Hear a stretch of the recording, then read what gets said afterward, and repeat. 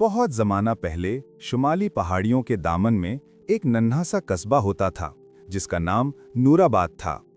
चारों तरफ खुले सब्जे, पहाड़ी चश्मे और खामोश जंगल फैले हुए थे। इसी कस्बे के एक कच्चे घर में सलीम नाम का एक सीधा साधा मजदूर रहता था जो जंगल से सूखी टहनियां जमा करके बेचता था। सलीम की जिंदगी मुसलसल जद्दोजहद का सफर थी।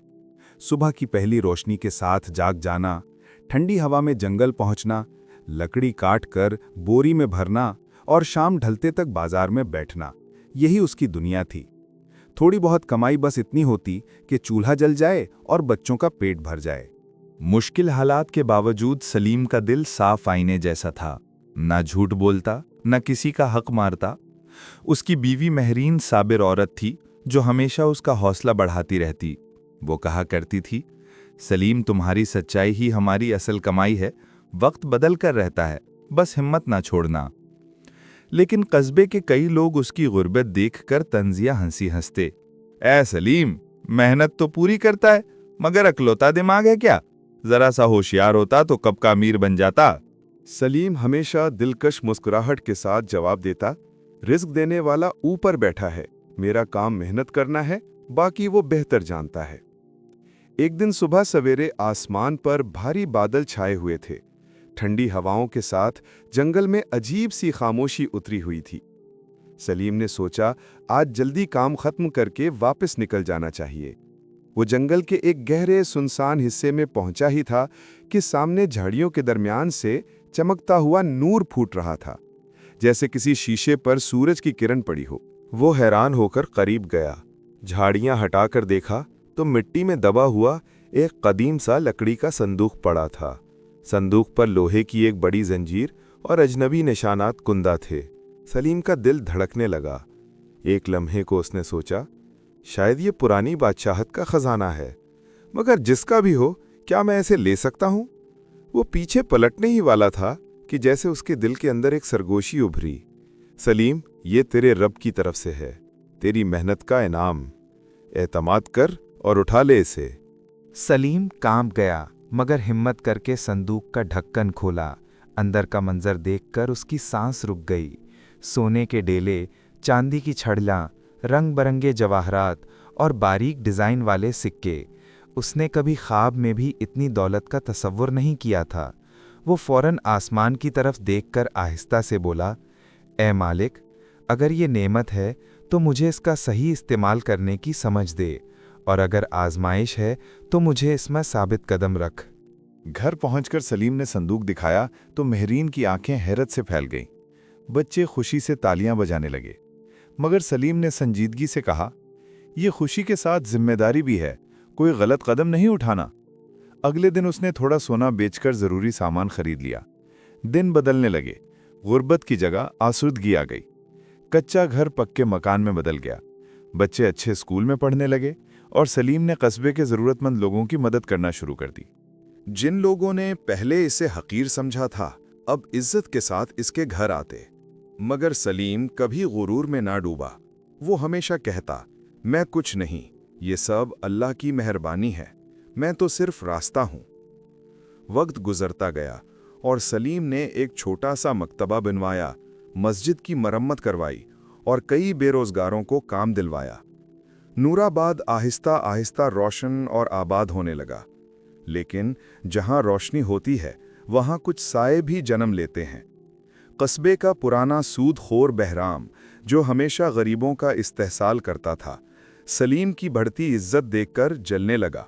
वो बड़बड़ाता, ये तो कल तक फाकों में था और आज सबका हीरो बन गया। यूं ही चलता रहा तो मेरा कारोबार बंद हो जाएगा। और यूं कहानी की असल आजमाइश शुरू होने वाली थी। कस्बे के सूदखोर बहराम की जलती आंखें हर रोज सलीम की बढ़ती इज्जत देखकर और भी सुर्ख हो जाती थीं। उसने चुपके चुपके लोगों के दिलों में शक के कांटे बो देने शुरू कर दिए।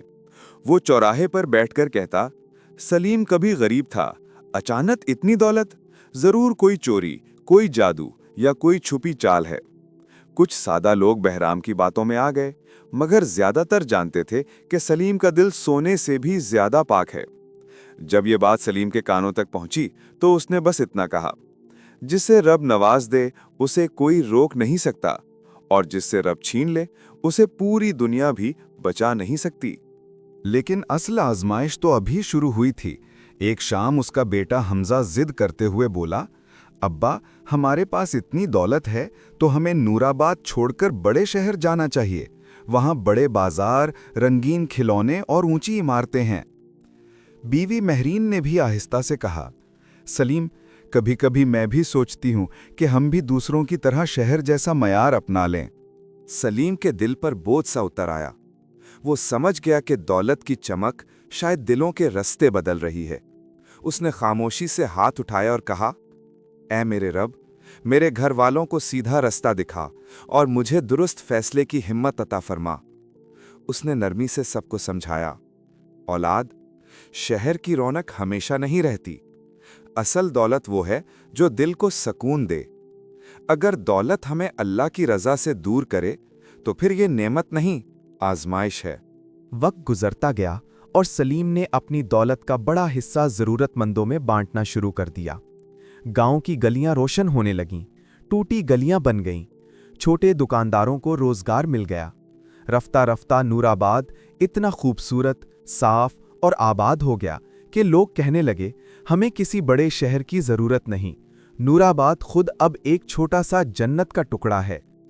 सलीम के बच्चों ने भी कुछ बरस बाद समझ लिया। एक दिन हमजा ने शर्मिंदगी से कहा, अब्बा, आप ठीक कहते थे, दूसरों के काम आकर जो खुशी मिलती है वो बड़े शहर की चमक में नहीं मिलती। उधर बहराम और उसके जैसे लोग जिन्होंने सलीम के खिलाफ जहर फैलाया था, आखिरकार उसके घर आकर माफ़ी मांगने लगे। सलीम ने सबको मुस्कुराकर माफ़ कर दिया। उसके सीने में हसद के लिए नहीं, सिर्फ शुक्र के लिए जगह थी। सालों बाद जब सलीम इस दुनिया से रुखसत हुआ तो पूरा नूराबाद रो पड़ा। आज भी लोग अपने बच्चों को कहानियां सुनाते हुए कहते हैं, याद रखो, सलीम लकड़हारा ना था, वो किरदार का बादशाह था। ईमानदारी और सब्र इंसान को इस मकाम पर ले जाते हैं जहां दौलत खुद उसके कदम चूमती है। आखिर में नूराबाद के मकतबे की दीवार पर सलीम के नाम के साथ सिर्फ एक जुमला लिखा गया, असल दौलत माल नहीं, इंसानियत है। दोस्तों, उम्मीद है आज की वीडियो आपको पसंद आई होगी। अगर वीडियो अच्छी लगी हो तो हमारे चैनल को लाइक और सब्सक्राइब जरूर करें। नई वीडियो के साथ जल्द हाजिर होंगे। अभी के लिए इजाजत दीजिए। अल्लाह हाफिज।